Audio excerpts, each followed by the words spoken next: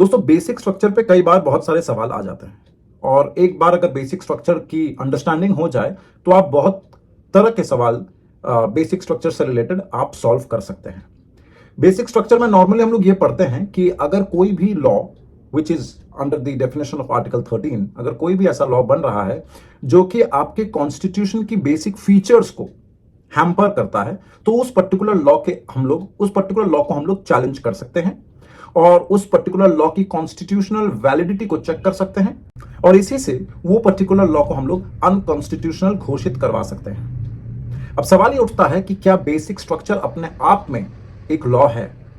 अब इस किस्म के क्वेश्चंस जो हैं बड़े घुमा फिरा कर पूछे जा सकते हैं, तो हमें यह पता करना पड़ेगा कि क्या बेसिक स्ट्रक्चर एक लॉ है, क्योंकि लॉ बनता है पार्लियामेंट के थ्रू से, लॉ बनता है असेंबली के थ्रू से, लॉ बनता है डेलीगेटेड फॉर्म ऑफ लेजिस्लेशन से। जुडिशियरी जो है वो लॉ मेकिंग बॉडी नहीं है। सो टेक्निकली बहुत ही कैटेगरिकली मैं आपसे ये सवाल पूछ रहा हूं कि क्या बेसिक स्ट्रक्चर एक लॉ है?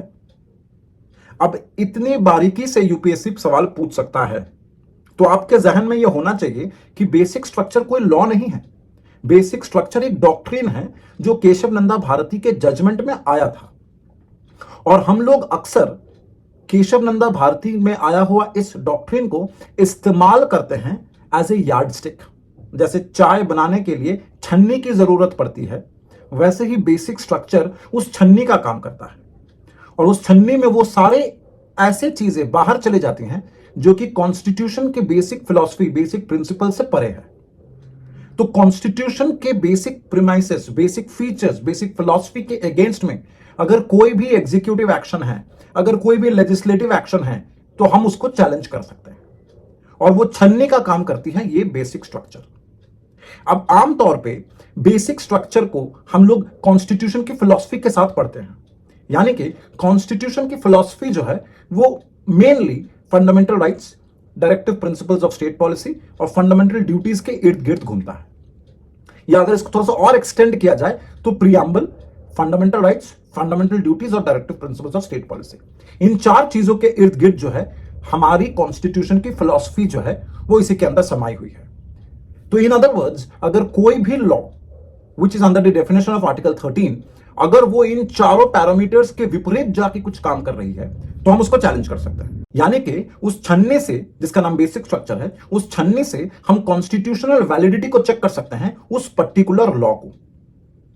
अगर ये बहुत ही क्लियरली हमारे जहन में है कि बेसिक स्ट्रक्चर एक लॉ नहीं है, जैसे मैं आपको एग्जांपल देता हूं, जैसे जम्मू कश्मीर का रीऑर्गेनाइजेशन एक्ट जो कि आया ही है after the abolition of article 370।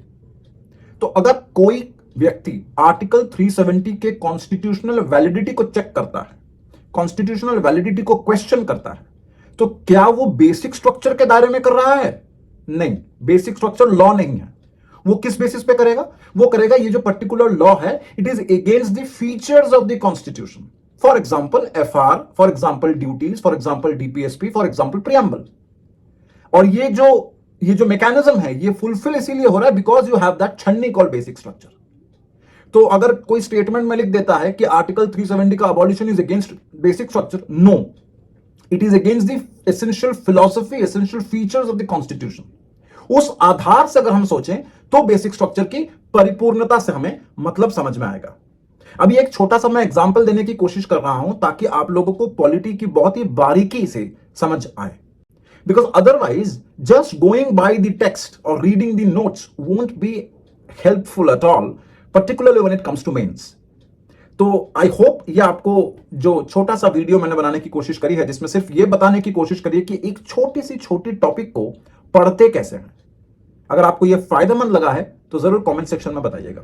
इसी के साथ इस वीडियो को यहीं पे समाप्त करते हैं, मिलेंगे एक और वीडियो में एक नए टॉपिक के साथ। थैंक यू सो मच, नमस्कार।